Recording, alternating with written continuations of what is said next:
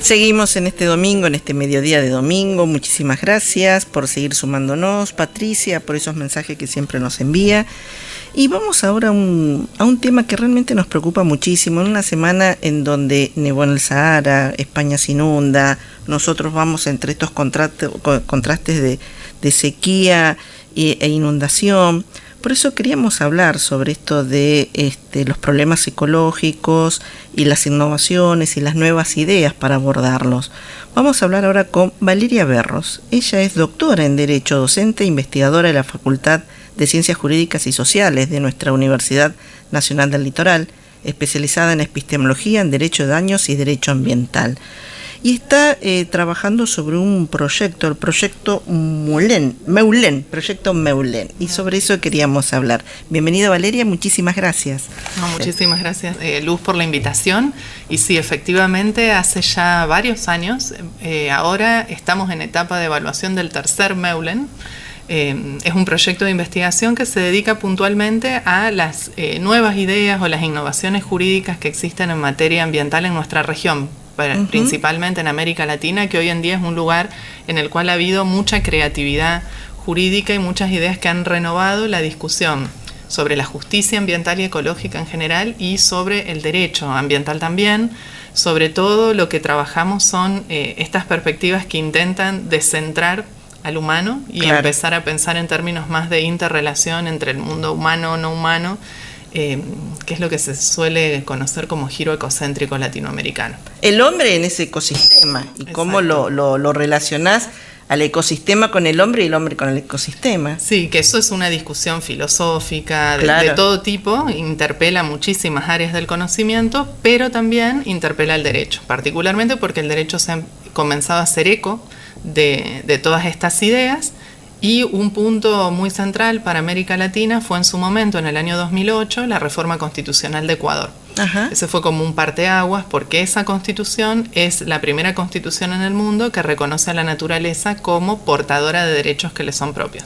Como sujeto de derechos. Miramos a la naturaleza como un sujeto de derechos. Sí, esa constitución tiene toda una innovación, un concepto totalmente disruptivo. Es algo que se discutía en su momento en la ética ambiental, en la filosofía, pero nunca había tenido asidero en un sistema jurídico. De hecho, cuando la cuestión ambiental empieza a emerger en la discusión internacional, en los 70 aproximadamente, es como el periodo que se suele postular como relevante para esto, ese tema aparecía en las discusiones, pero bueno, no había calado demasiado en el campo del derecho. Y esa Constitución de Ecuador pone sobre la mesa de nuevo la discusión, y luego esto ha ido inspirando a muchas otras regulaciones en un sentido parecido, reconocer el derecho a la restauración, el derecho a la regeneración de los ciclos vitales.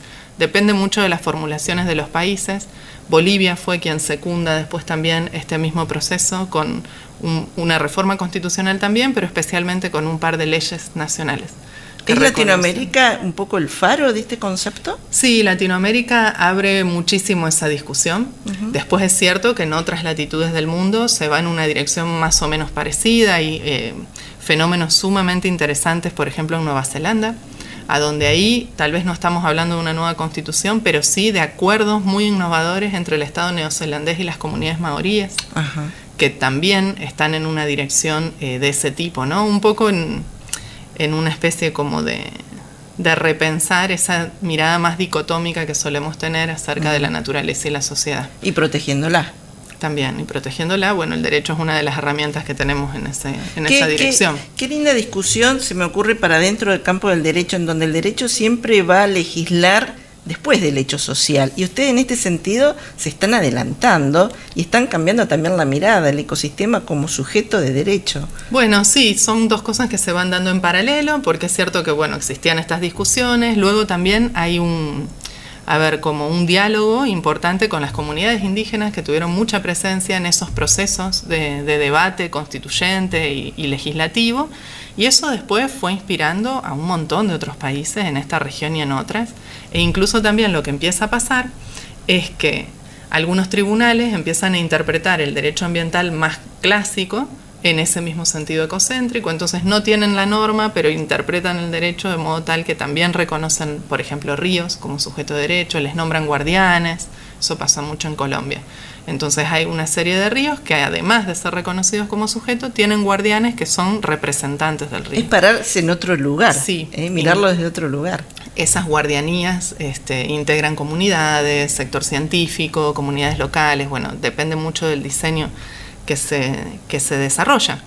Y por otro lado, también algo que es bastante interesante es cómo desde el campo del derecho se empieza a repensar lo que siempre leímos con unos lentes y hoy lo vemos y decimos se puede leer distinto. Ajá. En ese sentido, como para poner un ejemplo, nuestra Constitución Nacional habla de todo habitante tiene derecho a un ambiente sano. Claro. Hay un profesor que, por cierto, es profesor de uno de los posgrados en Derecho Ambiental que tiene nuestra facultad, que se llama Aníbal Falvo, él es de La Plata, y empezó a trabajar con el concepto habitante. Dice, ¿por qué siempre entendimos que habitantes son solo los humanos si cuando hablamos con un montón de otras disciplinas no dirían que es un concepto solamente circunscripto a los humanos? Dice, a lo mejor la clave está ahí y ya hoy tenemos una mirada... En vincular otras disciplinas. Sí, y tenemos una mirada ya diferente que hasta incluso podríamos pensar, bueno, hace un poco de ruido pensar en habitantes desde una concepción tan estrecha. Y una mirada sistémica. Sí.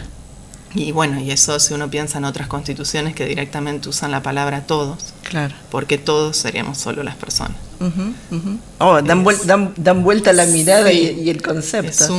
Es un proceso muy... Bueno, conviven muchas cosas en América Latina porque tenemos por un lado toda esa gran innovación, como es visto como un gran laboratorio de creatividad jurídica en materia ambiental, pero por otro lado también es una región del mundo muy rica en recursos naturales, claro, muy tensionada y muy presionada por los extractivismos, incluso para agendas de transición energética en otras latitudes, sí, y demás, sí, donde también se ven muchos retrocesos y muchos problemas de implementación del derecho ambiental. Entonces es como un lugar donde existen muchos procesos en paralelo, y otro proceso muy interesante que se está dando en la región es un acuerdo regional que también es único en su tipo, que trata de robustecer la idea de democracia ambiental.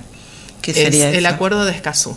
Es un acuerdo que lo que hace es desarrollar lo que se conoce en derecho ambiental como derechos de acceso, derecho a la participación en la toma de decisiones en materia ambiental, el acceso a la información pública y también el acceso a la justicia. ¿Cuánto tenemos para aprender, no, en este campo? Hay mucho, está pasando todo junto. Claro. Entonces, bueno, uno tiene que poder también tener las suficientes herramientas y la suficiente plasticidad para ver que todo eso está sucediendo junto y hay ahí como distintos entramados un poco en tensión. Sin duda, eso me imagino, es lo que vamos intereses económicos, científicos, sí, que están en pugna. Tipo. Exactamente, están ahí en pugna y eso es un poco lo que vamos a enfatizar ahora en el próximo proyecto de investigación. Esa es nuestra intención, entender cómo se da toda esa dinámica junta. De hecho, el proyecto es interdisciplinario, tenemos claro, gente de distintas áreas, no solamente desde el campo del derecho. Es muy difícil hoy por hoy ver una cuestión tan compleja solo desde un ángulo. No se podría, imposible. Sí, y es lo que te permite enriquecer y mirar desde otro ángulo. Así es, sí. Vos dijiste que esto es un gran laboratorio en el campo del derecho. Meulenes es un torbellino de ideas. Bueno, es eso por un lado, tenemos este proyecto de investigación hace tiempo. Por otro lado, trabajamos en un proyecto más grande que es internacional, que es un proyecto de la Unión Europea, que se llama Speak for Nature, hablar por la naturaleza en su traducción al español, que no suena tan lindo. Y ahí se integran una serie de universidades de distintas latitudes. Tenemos la Universidad Federal de Santa Catarina y una ONG llamada FIMA en Brasil y Chile respectivamente, y en Europa la Universidad del Piamonte Oriental en Italia, Rachel Carson Center en Alemania, la Universidad Autónoma de Madrid y la Carlos III en España, y FUEN también y Ecocastulum, que son una ONG y otra institución española.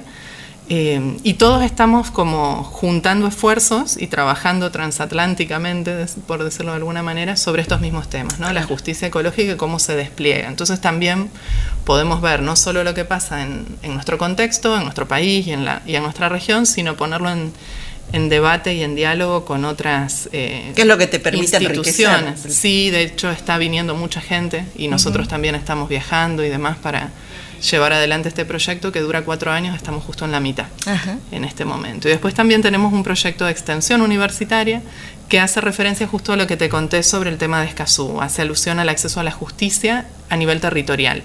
algo que este proyecto ya lleva 5 años, y algo que veníamos viendo es la necesidad de trabajo en los territorios, sobre todo en localidades pequeñas que tienen más dificultad de acceso a la justicia, claro, que por ahí localidades más grandes cuando hay conflictos ambientales. Entonces realizamos Acampes por una Justicia Ecológica, se llama el proyecto. Hemos estado ya en varias localidades del departamento Las Colonias y del departamento La Capital. Y bueno, estamos trabajando un poco en la dirección de robustecer la implementación de Escazú junto con las comunidades. Vamos a hablar de jurisdicción. Nosotros no tenemos tribunales de justicia con una jurisdicción propia en el derecho ambiental. Hay en algunas provincias, en Jujuy, en Misiones más recientemente, hay algo en ese sentido, diseños institucionales en ese sentido, y sabes que es una gran discusión en el derecho ambiental. ¿Por qué? Si es que es mejor o no hacer ese recorte y de qué manera uno podría hacer esos recortes. Claro. Entonces hay como posiciones encontradas. Yo pienso que es bueno que haya instituciones especializadas en temas profesionalizar el tan tema, complejos, claro. Porque bueno, también es cierto que son muy largas a veces las competencias de los tribunales y los temas ambientales tienen una especificidad bien peculiar, ¿no? Siempre estamos ante grupos de personas muy grandes, necesidad de saber experto, de convocar a las universidades y a CONICET para que brinden a los tribunales mucho saber, ¿no? Científico que existe. Valeria, ya para ir terminando y agradeciéndote, por supuesto, este espacio, uno te escucha y dice, bueno, nosotros estamos totalmente insertados y estamos bien posicionados y estamos en carrera, pero vos que sos la especialista y la profesional en este tema, Argentina, ¿cómo estaríamos en estos avances hacia la protección de la naturaleza? Bueno, Argentina tiene como un cuadro un poco variopinto. En materia de derecho ambiental ha sido muy pionera en muchas cosas, por ejemplo en el diseño de las estrategias de los mecanismos procesales para reclamar ante la justicia, todo lo que son lo que se llama intereses supraindividuales, que exceden un interés particular. Bueno, ahí hubo una larga construcción de parte de estudiosos del derecho, que después fue también, o de la mano en realidad, fue acompasándose con reformas legislativas y legales, tanto a nivel nacional como a nivel de distintas provincias. Es cierto también que ahora estamos en un contexto muy regresivo en materia ambiental, tanto institucional como a nivel de políticas, que bueno, eso también es un tema que interpela mucho porque la situación ya hoy por hoy, sobre todo vinculada con los distintos escenarios en materia de cambio climático, es muy crítica. No queda mucho tiempo para decir, bueno, no hay vamos tiempo, a modificar esto. Sí, hay muy poco tiempo, los escenarios son difíciles, entonces cualquier regresión de este tipo es grave. Claro. Y eso es lo que estamos atravesando ahora. Bueno, desde aquí este granito de arena para lograr esta concientización de cómo el derecho aborda la cuestión ecológica y esto que hace a un desarrollo sustentable. Siempre hablamos de nuestra gran casa en común, la gran casa en común, pero queda en la teoría si realmente no lo abordamos desde la práctica. Así que bueno, de eso se trataba nuestra charla y agradecerte nuevamente. Muchísimas gracias de nuevo por la invitación. Gracias. De esta manera entonces conversábamos con la investigadora Valeria Berros, doctora en Derecho, docente, investigadora en nuestra Facultad de Ciencias Jurídicas y Sociales, sobre este proyecto Meulen.